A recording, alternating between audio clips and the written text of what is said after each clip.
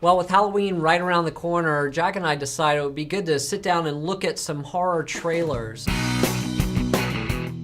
These aren't necessarily our picks for the best movies ever. No, not. They just have moments. They have really scary moments that are worthy of note. So we're looking at a bunch of trailers from horror films through the years that, have some of the super scariest moments ever, and see if you agree. Yeah. Let's get started. Okay, cool. Carrie. So the De Palma 76 Carrie, the original, except no substitutes. Sissy Spacek.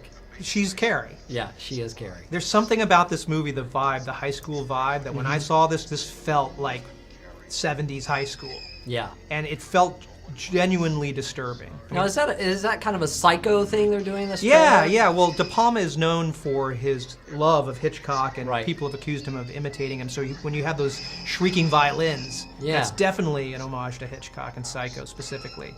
And why not? Yeah. There's some great jump cuts when Carrie starts to flip the telekinesis. And Piper Laurie, who plays the mother, she is the creepiest mother. She is so creepy. Just her hair. She is so scary. Piper Laurie as this rabid, evangelical, crazy religious maniac. Yeah. She's truly disturbing. But there's something about the vibe, and maybe it's just 70s filmmaking period that gives it a grit that makes it really more believable, because high school is so messed up and awkward, and it feels like that, and she embodies that. There's no doubt. That bullied figure that finally gets revenge.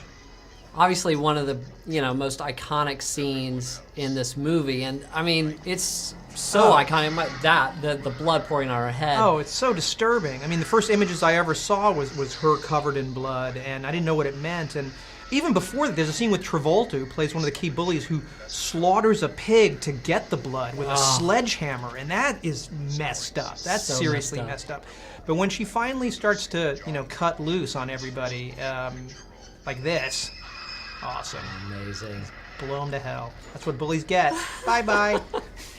Yeah, that's it. When she comes at her own daughter with the knife, that is just like, when a mother tries to kill their own child, that's supremely messed up. That's scary. Yeah. That's a scary movie. Yeah, overall, full of scares. And also it has that final moment where her hand comes up and grabs Amy Irving in her dream at the end.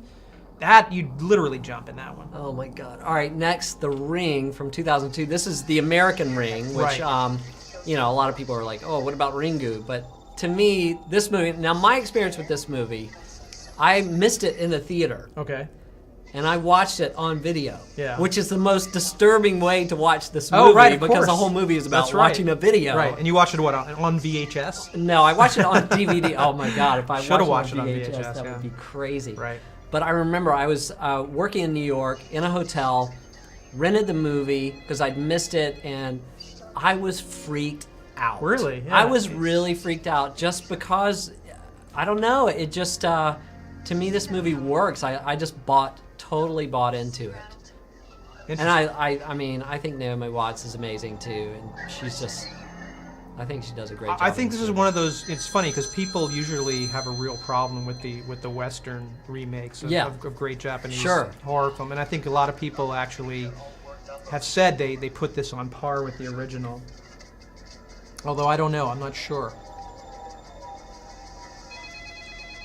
Yeah, it's just.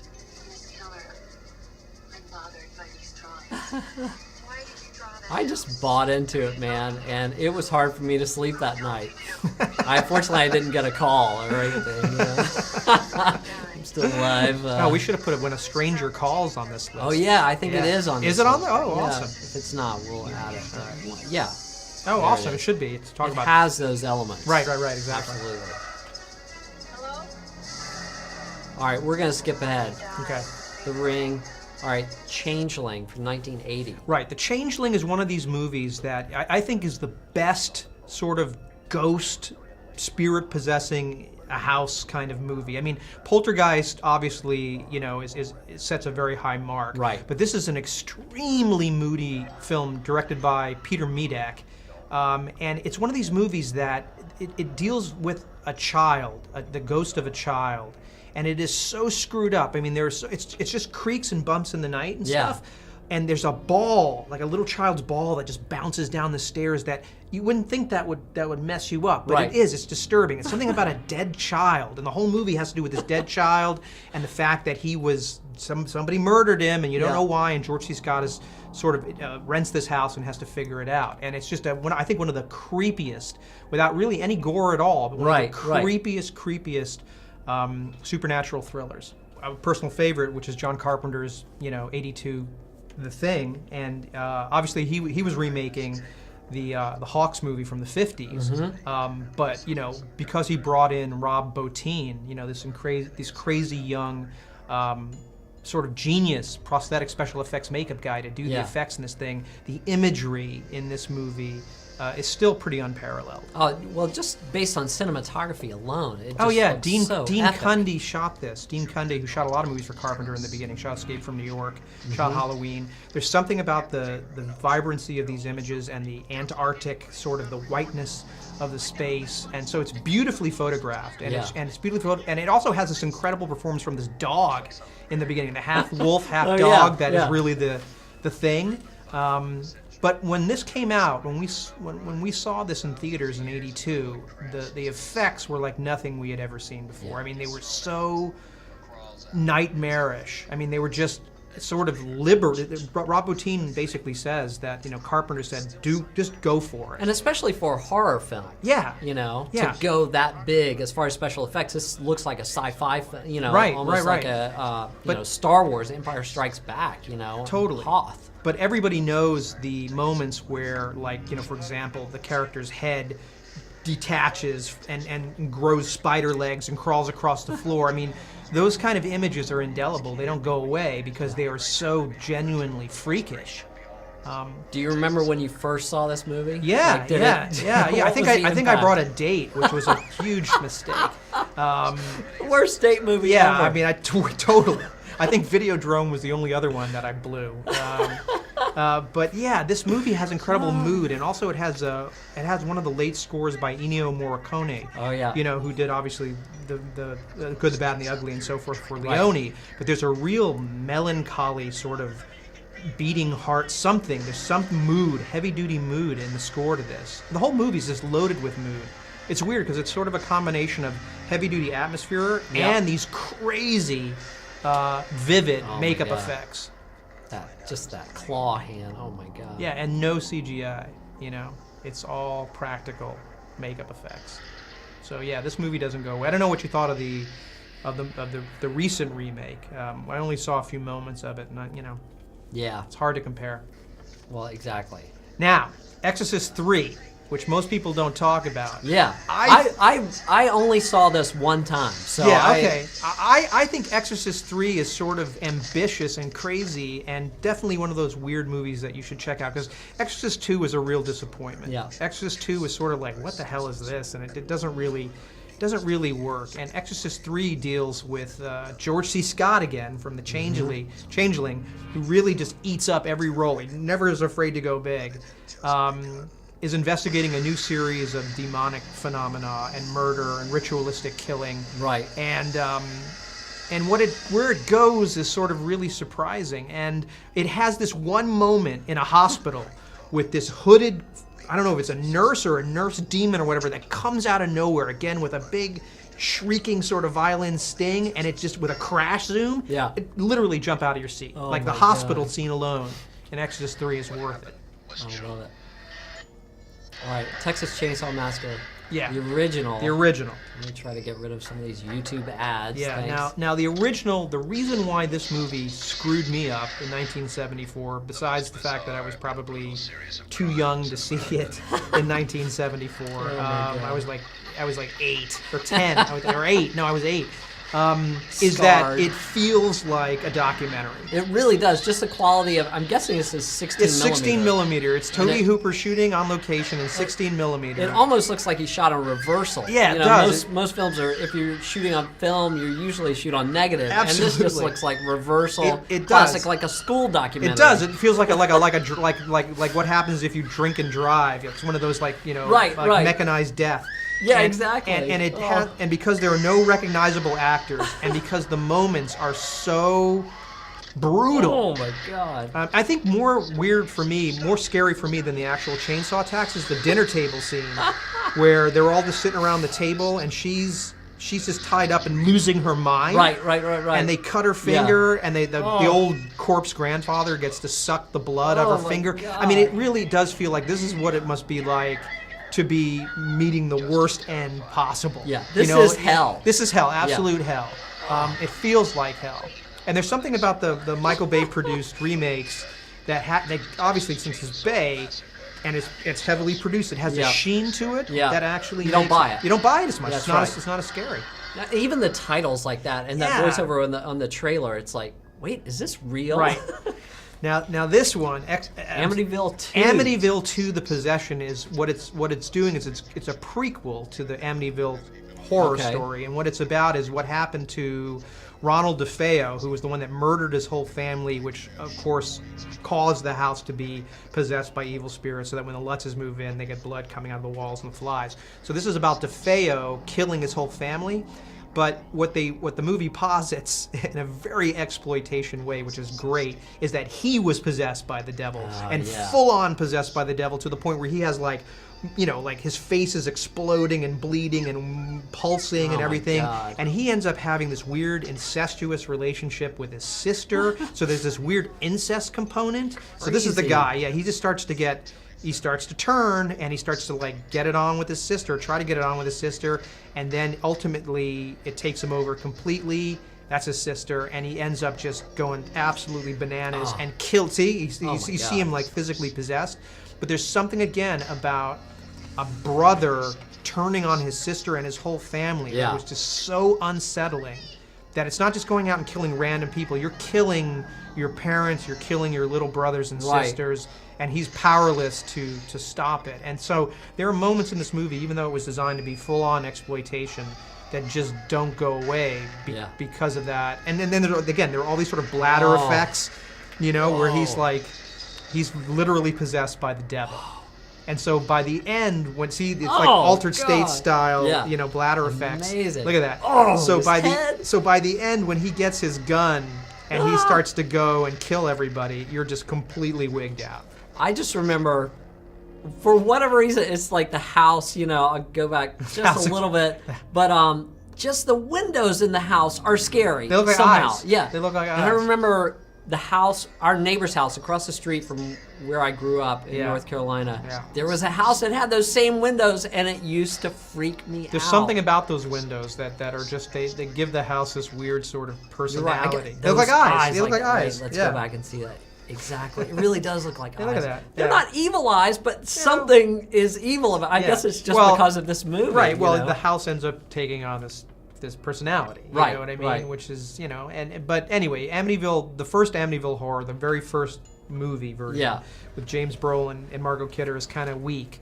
But this one, which is the sequel, really does have like a ton of shocks and splatter, and again, just disturbing moments. It is disturbing. All right, The Omen, 1976. Right, the original. So Richard Donner. God, look at all these ads. Yeah. It's crazy. So Richard Donner, who did the original Christopher Reeve Superman and the Lethal Weapon movies, really got on the map with the original Omen with Gregory Peck, which, followed on the heel of The Exorcist, because it was like, okay, devil stuff is in, so let's do The Omen. So they did a big budget version of this story of Damien, obviously the child of the devil, and that kid is great. He's so great, and just that name Damien is such a creepy name. That kid, but look at that kid. That kid is just acting up a stink. He hates the church. He goes bananas because he hates the church. And again, a family being torn apart from within. There's something about the safety of the family that gets it. This one, the scene where they go to the Lion Country Safari and the baboons. The baboons go crazy.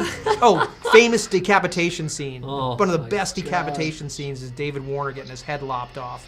But I think, and this nanny who kills herself because she's possessed by the devil. Look at this. This is just messed up. Oh my God. They're showing that in the trailer too. I think for me, the scariest, this film is just loaded with really disturbing moments. Yeah. And because it's Gregory Peck, who you buy implicitly, is that you've got this character of the nanny, of the second nanny, played by Billy Whitelaw, who is a completely, she is the devil's servant. And she comes in and she brings this dog, and she is just terrifying. But again, look, Damien's going to knock his mother off a banister. Look at that. This is just messed up. And so, of course, it has this tragic thing because the child was adopted. Yeah. Gregory Peck didn't know that he was adopting the devil baby. His wife gets thrown out the window and through an ambulance roof, which is also messed up. And in the end, he has to try to kill his own son, his own adopted son, with these daggers, which again is screwed up. So screwed up. You got the messed up dog. I wish they show Billy Whitelaw. She's so disturbing as the second nanny. There she is. Yeah, she's the second nanny. Attacks him. He is so great. What happened to this kid? I know. I wonder what happened to the original original As a child Damien. actor, don't you get kind of scarred by that? I remember that. Oh, yeah. Don't they analyze a photo and it's Yeah, like... that's right. The photos show these lines God. showing up between people on people who are going to die. He gets the lightning rod through his body, impaled. So The Omen, again, the original, great one. All right, Brides of Dracula. All right, so I've been going through a lot of Hammer movies. Yeah. The horror company Hammer, who made so many great remakes of the original Universal horror movies like Dracula and Frankenstein in the 50s, 60s, and 70s. What they added was color, bosoms, and blood, red or orange blood. And I think, people talk a lot about Peter Cushing, who was in this as Van Helsing. He's great. But they talk about Christopher Lee, who plays Dracula in a lot of these horror movies. But you know what? This, I think, is the best vampire movie that Hammer made, for my money. It's got Christopher Lee as Van Helsing, and it's got this creepy woman. Look at this. She's like coaching these brides of Dracula out. This Frida Jackson. She's out of her mind, crazy. Oh my God. And so it's all these brides of Dracula, all these Yeah. women that are bitten by this. I can't remember the count something. Wait, he's coming up. Wait, so you said Christopher Lee. Do you mean Peter Cushing? No. I mean, Christopher Lee generally plays the vampires Right. in these movies, but he doesn't in this one. It's not Right. Count Dracula. It's Count something, Meister or something. But Peter Cushing has such authority as Van Helsing. I love him Right. as Van Helsing. But this movie really holds together. It's just some of these Hammer movies sort of fall apart, either plot-wise or otherwise. And in this movie, just kind of just chugs along and is really sexual and really violent. And this guy is a good vampire. Yeah. And it's got some, like I said, these messed up moments with these brides. But it's got this moment where this older woman coaxes one of the brides out of the ground, almost like a birth scene. She's like, "Come on, you can do it! Right, come, right. come!" And this woman is starting to come out from under the ground, and it's great. With the holy water in the eyes. Yeah, definitely. Yeah, I really wish there were more Peter Cushing movies, because I mean, obviously people know him as Grand Moff Tarkin in the original Star Wars. He's so great as Van Helsing. All right, Salem's Lot. I wanted to put this on here. Oh, that's just great. Just, Speaking of vampires, just the vampire floating outside your window. are you talking? Is it? Does the kid float too? It's the it's the floating kid. The floating and vampire it kid. Still freaks me out just it's- thinking about it. Yeah, it is disturbing. There's nothing more scary than feeling like you're at home alone and to open up your curtain and there's someone floating there. Right, with this look, with Yeah, that with dead, crazy with that look. dead look.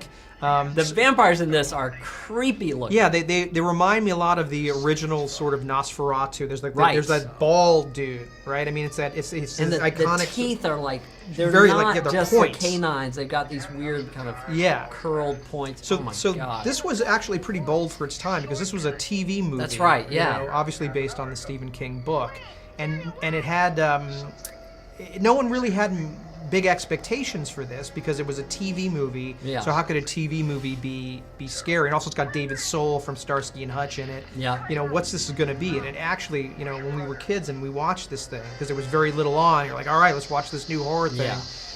It was scary. No doubt. I was scarred. Yeah, I want to I want to look at it again, because it does again. It has And he does a great job. Yeah. David Soul. Yeah, David Soul does have to do a great job, because we'd only known him from Starsky and Hutch. That's right, really, yeah. And I think Magnum Force. And James Mason actually lends some weight. Oh, But there's yeah, that window. There's the window. Oh my God. Right. Just In the window. There you go. God, in the window. Still creeps me out. Right. Now you gotta put this into context. There it is. Like, look at a floating kid waving. That's so happy. He's that's just, the like, stuff waving to you. of nightmares. It Totally. really Now look, is. everything has been appropriated since then. Every single. Oh, and look then at he that. like comes through the window. But look at his face. He's just like an innocent insane. kid. Yeah. Lance Kerwin. Oh, He's yeah. an icon from 70s TV stuff. But you know, it's like all of these ideas, floating kids. I mean, all that stuff's been used to death now in new movies. But at a certain point, this stuff was new. Yeah. So when look at that, look at that, God. great makeup. And he is, you know, different from like the Lugosi Dracula, who is brilliant. This is a vampire that has absolutely no appeal. You know what I mean? Right, he's right, just, that's he's just evil. He is just pure he's just a vision I of can't evil. believe this was on TV. This is on TV. This is at a time when you couldn't say damn on That's TV. right, You know? Look at these things. These were Those contacts, Yeah. whatever they're wearing. Yeah. It's so creepy. these ideas were like, in a period where TV was so conservative, this movie was really out to lunch. I mean, there was just so much going on in this. Oh God. Yeah, it's a great vampire. It's a great makeup, and it's an iconic vampire image. That bald guy with the teeth. Yeah. Yeah.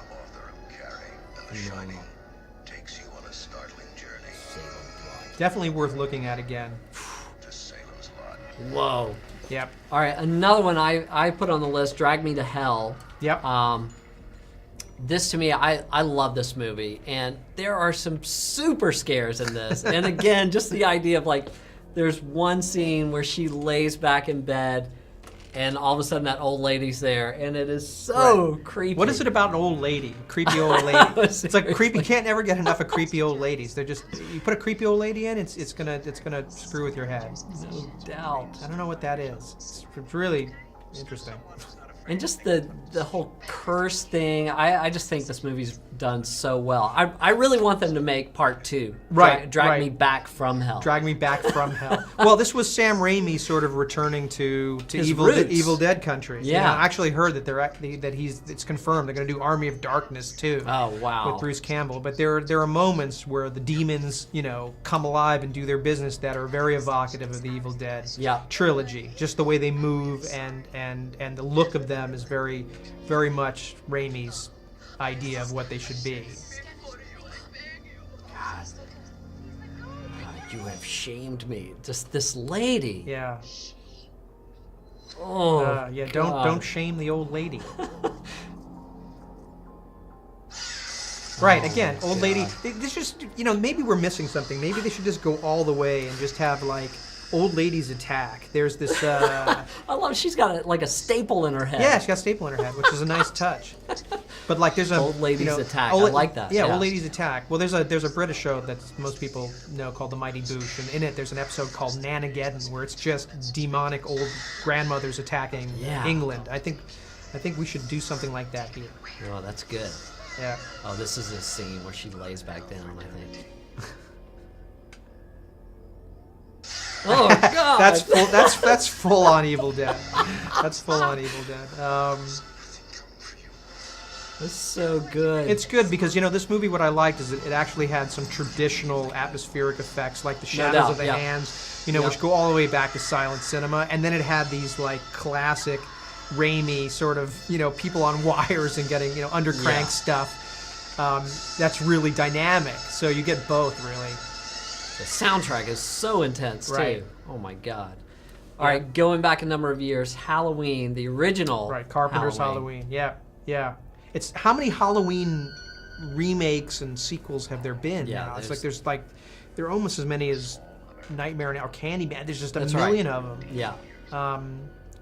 This was new at the time. Yeah. This was new. I mean, it's hard to imagine there was a time before, you know, this Michael Voorhees character. Right. But there was a time when this character, this idea of a emotionless killing machine that cannot be killed, and the fact that he was this again a little kid who murdered his sister. Yeah. That idea was definitely disturbing, He breaks out of the insane asylum and comes home. And I remember the tag for the poster. Even that was just like the night he came home. Right. Oh, that's right. And Oh, when God. we didn't know anything what the movie was, and the poster was weird. It had that weird sort of pumpkin mask with a knife. And look, everyone had seen Psycho. I mean, there had been stabbing movies. Yeah. But there was something about the vulnerability of babysitters, and I think that was the original title, the babysitter murders. Oh, okay. That it was babysitters, and then you got PJ Souls in there, which is great, from Rock and Roll High School, and Stripes. But babysitters being victimized on Halloween night, and it was directed with such care. Yeah. And the shocks are so strong. And Jamie Lee Curtis. And she's great. Yeah. Jamie Lee Curtis became the horror icon. Yeah. I mean, she was in just a string of horror movies, and forever associated. Oh, just peeking out. Yeah, and she like gets that stabbed in the back mask. there. Oh She my literally gets stabbed. But this was like the idea of the thing that won't die was pretty new. Yeah. You know, so there's a great moment. The one that really messes me up is after she thinks she's killed him with the hanger.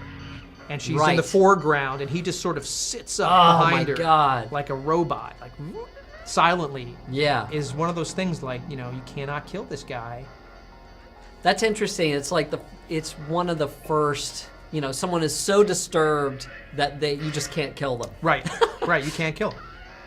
And that's the thing, it's like, it has this ending where after he goes flying through the window, and again, you think he's dead, and they look out, and Donald Pleasance looks out, and he's gone. It's like it starts to weave in this idea that maybe he is supernatural, that maybe he is not just disturbed. All right, another classic one. Another kind of babysitter. Another babysitter, yeah, exactly. When a stranger calls. Oh, God, just that line in the movie. Right, the calls are coming in from inside the house. That's right. That have is you the freakiest thing. checked the children?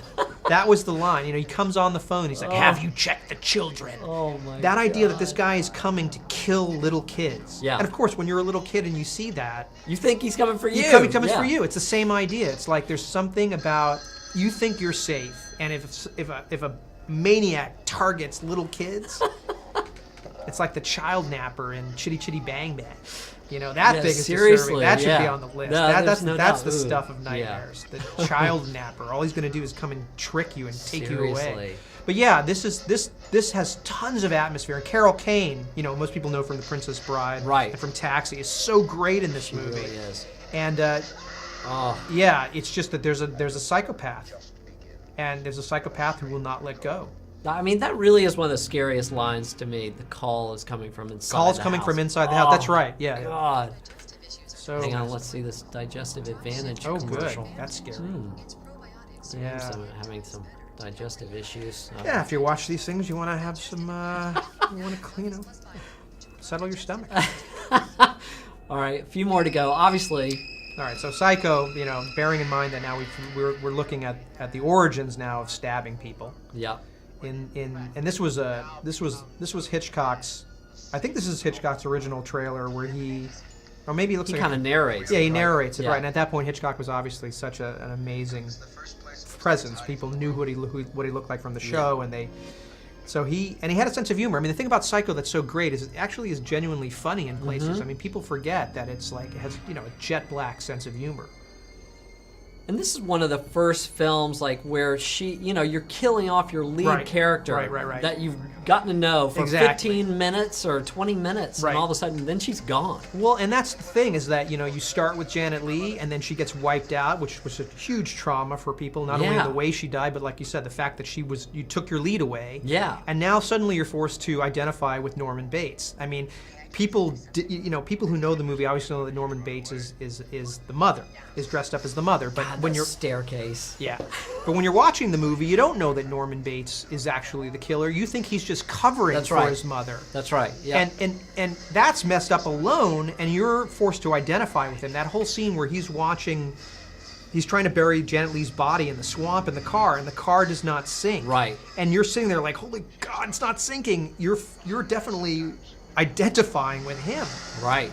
Which is, disturbing in its own way. Just the kind of that little superimposition with the skull showing the through. Skull is so creepy. Very cool. Oh my god. I think the Martin Balsam death is actually worse than the Janet Leigh death in the movie, on the stairs. Oh, the stairs in that movie. I mean, speaking of stairs, similar, no, yeah, how about that for a segue? Speaking of stairs, no more iconic stairs than the Exorcist stairs. Exorcist. Have you ever been to see them in DC? Yeah, or actually, in Georgetown? I haven't been there. No. Oh, but that's the thing. Those little subliminal shots. Yeah, they're like 3 frames. Are truly screwed up. And yeah. And the trailer. Look, oh god! This is the restored. This is like the restored trailer. This is the restored trailer. Bonus stuff. But again, which is okay. A child. What is this thing again? You got old women and children. God. But when you possess a child, a helpless child, and she becomes this. And there was, you know what he did in this version? He actually put in more subliminal shots. Yeah. But there's nothing more disturbing for me than the crucifix masturbation scene. I've never seen anything more disturbing than the moment where Ellen Burstyn walks in and she's doing the Jesus f*** me business, stabbing herself with a metal crucifix over and over again. Oh. Yeah, it's just so and for a mother to be. And Ellen Burstyn is so great, but that's what makes it horrible. The head turning around. Yeah, it's Ellen Burstyn's reaction that is almost worse because who wants their child to be a possessed maniac, right? And here it is in the worst possible way. Oh god, the vomit. And the vomit in the mouth. The vomit the vomit comes out and goes into his mouth. So obviously great Dick Smith. Practical makeup effects through this whole movie, and the whole movie is just all practical special effects. How did they do that? I mean, were they in a freezing room? Yeah, they had to air condition the sets to the point where the breath would show, and then another great performance, Max von Sydow, in old age makeup that Dick Smith did is incredible. Jason Miller, who plays the Father Merrin character, is also really fantastic. You can't ever have enough bile, This movie's just loaded with bile. I think this is the movie that, if I have to be honest, this is the movie that if I watch it alone, I'm not gonna sleep well. Right. I mean, as many times as I've seen it, even though I know how every effect was done, I've read every account on its making. Yeah. It still is so perfect, and it has so many disturbing moments that I don't sleep well. How can you with her floating on the bed? Oh my god. Yeah, and you buy it because the acting is so good. I mean, Max von Sydow and Jason Miller trying to exorcise her and going through what they go through. You just buy it. You just buy it completely. I'm not going to sleep well tonight. Yeah. What did we do? I mean, I'm sure there are a whole bunch of movies where you're going to say, "Oh, you missed this. What about this?" I mean, this is obviously just a sliver of Halloween movies with key shocks and key disturbing imagery, but some of the ones that we remember, and we totally want to hear the ones that you remember, the ones that you think really scare the hell out of you and will again and again. Yeah, let us know in the comments below what movies are so scary you can't sleep at night, because we are still compiling a monster list of the scariest movies of all time. So thanks for watching. We'll see you next time. See ya. Ladies, children, shoes. Some people call me a terrorist. I consider myself a teacher. Lesson number 1. Heroes. There is no such thing.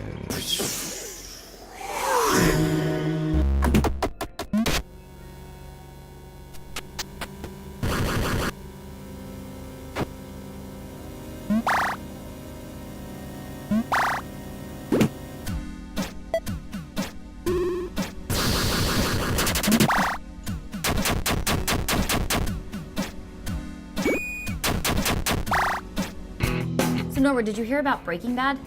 Yeah, it's over. I'm bummed.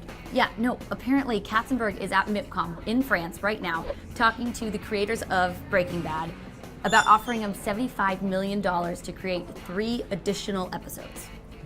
That's insane. Hold on to your broomsticks, boys and girls, because while practicing my wizardry, I mean code breaking, I uncovered a terrifying conspiracy that involves Hollywood, J.K. Rowling, and the ancient religion of Wicca.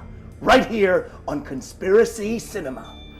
Do you like movies but don't have time to see them in theaters? And then forget to watch them when they come out on Netflix? You think actors are cool, but you can't remember all those names? Well then welcome to Kate's Movie Review. Hey, you like movies? No, it's movies with... Welcome to Movies with Kate. Run around a forest with a stone-faced expression while killing more animals and making more money than basically anyone your age ever. Then get all moody and depressing, throw a couple of cuss words around, and learn to dance. Now listen up, because this is an important step. Win the Oscar. And if you've done all of that already, well, you're well on your way to becoming Jennifer Lawrence.